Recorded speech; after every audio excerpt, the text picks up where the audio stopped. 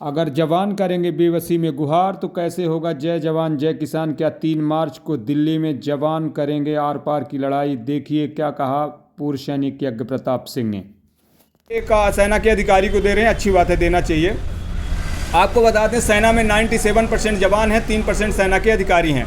आप क्या किए, रिक्स अलाउंस भत्ता जो इन्होंने हमें दिया, अधिकारी को 15,000 दिया, जवान को 5200 रुपये दे रहे हैं। और जो एक एमनेस होती है, नर्स जिसे कहते हैं, जो हॉस्पिटल में डॉक्टर की लिखी हुई पर्ची से मरीज जो घायल जवान होते हैं उनका इलाज करते हैं, उनको 10,500 रुपये दे रहे हैं।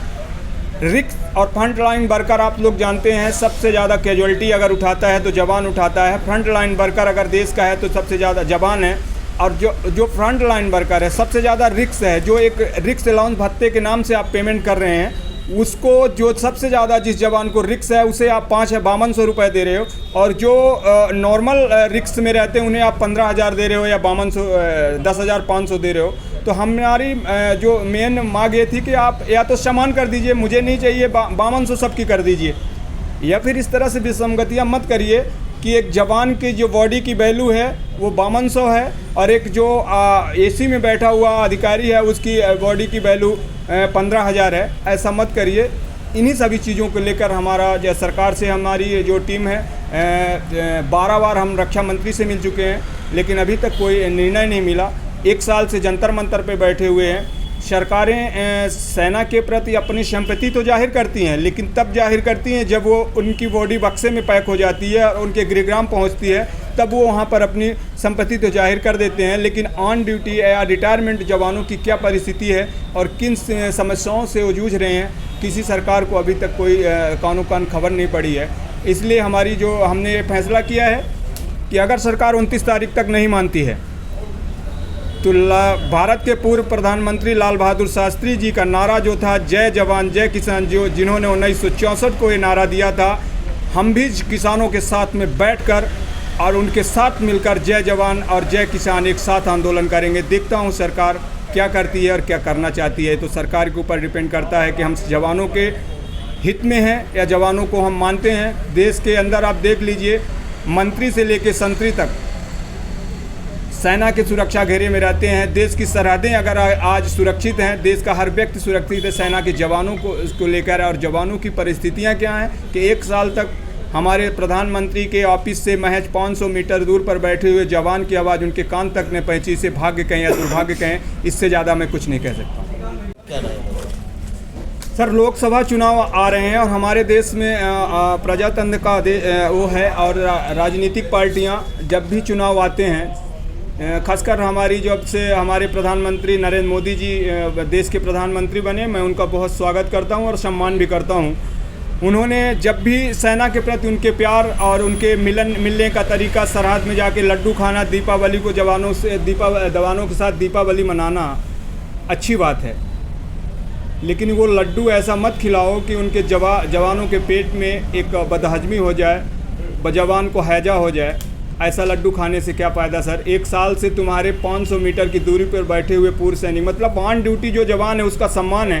रिटायरमेंट के बाद में क्या हमारा सम्मान नहीं है? हमने अपनी जवानी 18 साल की उम्र से लेके और 50 साल तक मैंने सेना में अपने आप को कुर्बान कर दिया।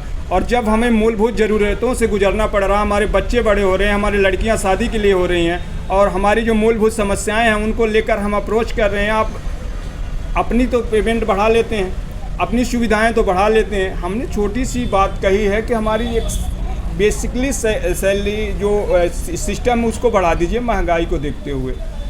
जो कैटेगरी जवान है, जो युद्ध के दौरान घायल जवान है। और रणनीति हमारा जो फैसला है, हमारे दो फैसले किए गए हैं। एक तो भारत के रक्षा मंत्री और प्रधानमंत्री जिस भी स्टेट से चुनाव लड़ेंगे, हमारे प्रगट सिंह हैं जो इसके संरक्षक मंडल हैं, वो 95 वर्ष के हैं। जहाँ से भी ये लोग चुनाव लड़ेंगे, रक्षा मंत्री और प्रधानमंत्री, उनके खिलाफ हम चुनाव लड़ेंगे और लोगों को घर घर जाकर बताएंगे कि जिसको आप वोट कर रहे हैं ये वही शख्स है जो जवानों के, आपके बेटे और आपके बच्चे, आपके पति और आपके भाई का कितना सम्मान ये कर रहे हैं। आप लोग देखिए, हम तो पहले से इनसे निवेदन कर रहे हैं 1 साल से कि हमारी बात आप मान लीजिए सर। हम कोई नाजायज़ नहीं है, कोई देशद्रोही नहीं है। हम तो अगर मान लेते हैं तो हमको कोई आपत्ति नहीं है। हम अपने पर्सनल के लिए थोड़ी नहीं कह रहे हैं कि हमारे घर में आके आप काम करिए। हम ये कह रहे हैं कि पूरे हिंदुस्तान की जो सेना है, जिसके सुरक्षा घेरे में हिंदुस्तान का एक छोटा सा बच्चा से लेके बुजुर्ग से लेके सब चीज़ उसके घेरे में है, और उसी को आप इस तरह से नज़रअंदाज करना अच्छी बात नहीं है। अग्निवीर योजना को लेकर भी आपने एक प्रश्न चिन्ह खड़ा कर दिया 1 करोड़ रुपए लेके, तो क्या इसमें क्या है, थोड़ी रोशनी डालिए। सर अग्निवीर, देखिए अग्निवीर इन्होंने बनाया, पता नहीं किस बेसिस पे बनाया, किस विचार से बनाया, ये तो इनकी सोच है। इनके जो सलाहकार हैं, जो सुरक्षा सलाहकार हैं, सेना को किस तरह से बनाना चाहते हैं मैं नहीं जानता हूँ। लेकिन आपको एक चीज़ ही छोटा सा बताता हूँ कि जो जवान 2 साल ट्रेनिंग करके और 10 साल सर्विस कर लेता है, तब भी वो सेना के परफेक्ट ट्रेनिंग के दायरे में नहीं आता है। और 6 महीने की ट्रेनिंग देकर क्या आप पैदा कर रहे हैं? अग्निवीर को कैसे आप दिखाएंगे? जब वो अग्निवीर रिटायरमेंट होके आएंगे तो उनको जो पूर्व सैनिक अभी वर्तमान में हैं उनको आप रोज़गार नहीं दे पा रहे हैं। तो जब वो 22 साल या 24 साल का जवान रिटायरमेंट आएगा, उसको कहाँ आप रोज़गार देंगे? छोटा सा एग्जाम्पल दिया ना कि आप MSP जो रिक्स अलाउंस भत्ता है, सबसे ज़्यादा रिक्स किसका है, सबसे ज़्यादा कैजुअलिटी किसकी है? 44 जवान एक साथ शहीद हो जाते हैं, पूरे कंपनी की कंपनी कट जाती है।